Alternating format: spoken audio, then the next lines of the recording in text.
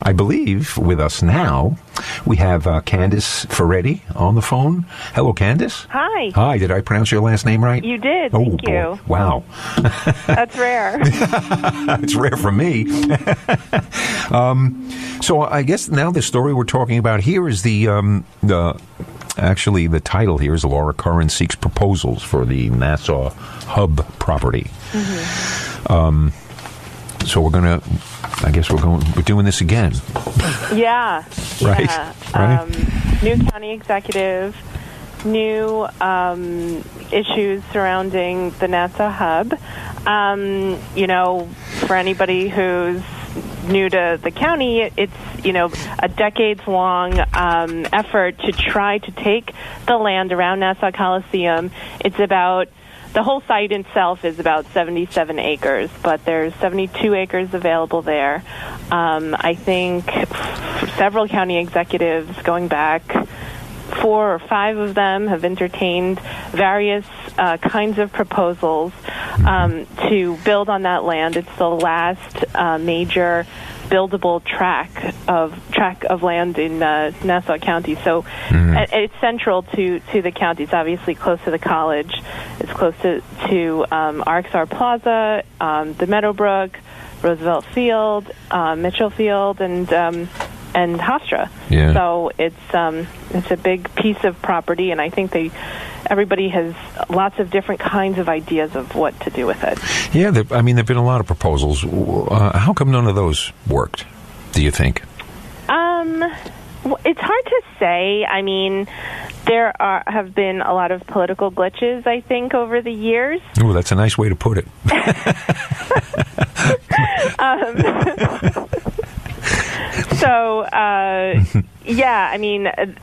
At issue always is the zoning, which is controlled by the town of Hempstead. Right. And the number of housing units that are there, and the scale. I think for a long time, Nassau County residents and the lawmakers that represent them have not really entertained something grand. If you remember the Lighthouse Project, right, that was proposed by Charles Wong, yep, that was a really big idea. Mm-hmm. And he also offered to pay for it. That's right. I actually wasn't the reporter. I've only been covering Nassau County for 2.5 months, so okay. I wasn't the reporter on that story. You're not jaded yet. No, not maybe not. But obviously my colleagues wrote extensively on that, even going back further than that. So there are so many different issues as to why it almost always comes down to politics. Yeah, right. I had someone ask me that now Laura Curran is looking for new proposals, and 3 weeks ago they say a proposal was rejected. Right. Why was it? So the last time this really came up, there was a pretty bad legal battle between 2 developers, Forest City Ratner and the Blumenfeld Development Group. They both jointly won an RFP, a request for proposals, under the Mangano administration. They wound up fighting with each other and going to court, delaying the whole progress on that land for about 3 years. They finally settled out of court in February, and Forest City Ratner sort of sidestepped, and the Blumenfeld Development Group put forth a proposal for their own sort of project, and that didn't quite fit the idea. I don't think of what the county executive and some of the legislators had in mind. Okay. It was an arena district. It was really focused on sports and entertainment. The idea would be that if you built stuff that would complement the Coliseum, that people started getting used to going there, the transportation component would follow, and you would attract people who would want to live and work and play there. But the play really was paramount because of the, Coliseum. Right. And now, so will anything that they come up with now do anything about bringing the Islanders back, or is that idea dead because of the Belmont Arena they're going to build?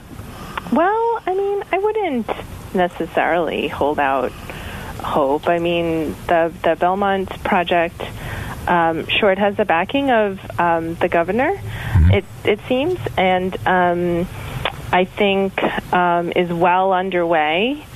And it is where the Islanders have said that they would like to go. So I think that that's a very real project. I've heard some lawmakers say they would love to see the Islanders back at the Coliseum, but at the end of the day, the current version of the Coliseum doesn't have enough seats for the NHL. Right. So. And it only cost us $65 million to get it that way, right? When they redid it. I think it's 65. I thought it was 80. Oh, my. That's okay. Anything past 10, that's out of my league. Yeah, this is... Now, there's also, I think, something mentioned in your article about there's $100 million that they have set aside for the project, and that could be in jeopardy. Why would that be? So there's this pot of state money that Long Island was appropriated to go to Long Island projects, and part of the reason I think the Blumenfeld proposal got some mixed reviews is they need to propose something to the state that is transformative, and I think one of the elements is bringing high-wage jobs, healthcare, a technology company, something that complements the academic component of maybe Hofstra and Northwell and NCC. And it didn't really have that. It couldn't promise that at the beginning. At the beginning stages, so they were worried about whether or not that project was going to be quote unquote transformative. It's going to fulfill by that. Definition of the state. Right. So anybody that comes up with a project, supposed to be that. It's supposed to be transformative. Yes. Okay. Yes. There's $85 million for a parking garage that the state has promised, and there's other monies that probably bring us up to past the $100 million mark of state funds for pedestrian bridges and other kinds of transportation enhancements. Yeah. It's, I don't know. I historically, I just think, and this is just me, thinking out of the back of my head, that it's always been the political will that either had made these things happen or made them not happen. Whether, somebody thinks that going ahead with the project is going to, tick off their base and they won't get elected again, or, all of the machinations of politics. But it just always seems that there's one of those elements in there that, we can't do it right now. And then, you start to hear the waffling. And I think these projects are going to be kicked around. I'll be long gone, and they'll still be kicking these things, You're not the first person to say that. Yeah. Who knows, right? Yeah, What we do, the advantage we have now is we have a pretty strong economy, right? They do have the state money. There are a lot of stakeholders who are willing to make more compromises now than maybe in the past.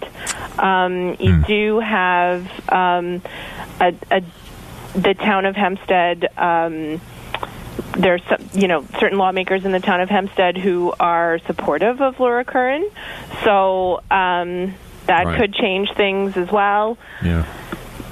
At the end of the day, I think the transportation component at the Hub and at Belmont are two of the biggest issues that I've heard going to a lot of the meetings and hearings in the last few weeks. Right. So that'll be the big issue. And that could, the number to take care of the transportation issue could dwarf the rest of the project. Correct. Depending on what they decide to. Yeah. We're going to put a train station in there. We're going to, all that. And housing. I mean, there's still not enough housing, people say, for, millennial housing. Yeah. Yeah. The definition they use, and I always try to take this up with them, anybody who's writing an article, don't tell me affordable. Tell me how much. Right. Yeah. Because we all have different definitions of that word. Sure. They put up apartment buildings in Farmingdale. They said we're going to be affordable. Come to find out, the rents are $3,000 a month. Yeah. I'm sure it's affordable for somebody, but not. Right. These are all issues. But again, it's the political will. We really need people who are true leaders, to get some of these things done, and hopefully they will. But I guess you're going to be reporting on this story for a while. I think so. Like we said, I think it's not going away. It's not going away anytime soon. Going back to the beginning. I do think that it's an opportunity, perhaps, for the new county executive to make her mark, right?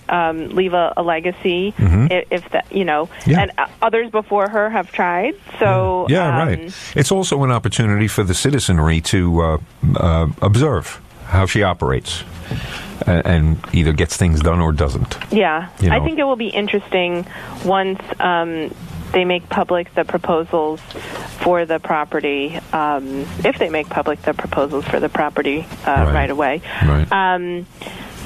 Who is sort of in the mix.